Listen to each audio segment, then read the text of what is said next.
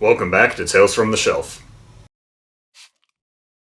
Terminal Invasion, a made-for-TV film starring Bruce Campbell. It was directed by Sean S. Cunningham, the director of the first Friday the 13th, as well as a producer on the franchise as a whole. Not only that, but the music for this film was also composed by Harry Manfredini, the longtime composer for Friday the 13th, who I think does an alright job with this film. There's really not much to this one, but let's take a look at it anyway.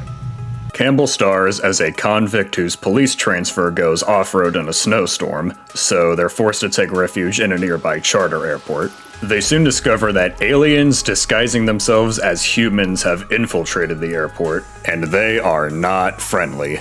So, everybody must work together to survive, but no one ever fully trusts each other, as seemingly anyone could be one of the aliens.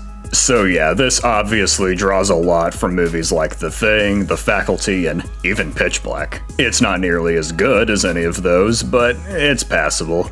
Obviously, being a film that aired on the Sci-Fi Channel meant that they couldn't really go too crazy with this. There's very little blood or strong violence towards humans, hardly any swearing, that kind of stuff. There's a few CG effects, which look about how you'd expect a TV film released in 2002 to look. For most of the movie, you don't really get a good look at any of the aliens, but towards the end, you do see one a little clearer, and they look pretty alright. Not an amazing design or anything, but the effect is solid. Gotta be honest, the only reason I ever really picked this one up was mainly just because Bruce Campbell was in it, and I feel like that's kind of the shared thoughts on anybody who's seen this. Browsing Kino Lorber's website and seeing his face on the cover, yeah, that honestly got my attention. I mean, did I expect this film to be good?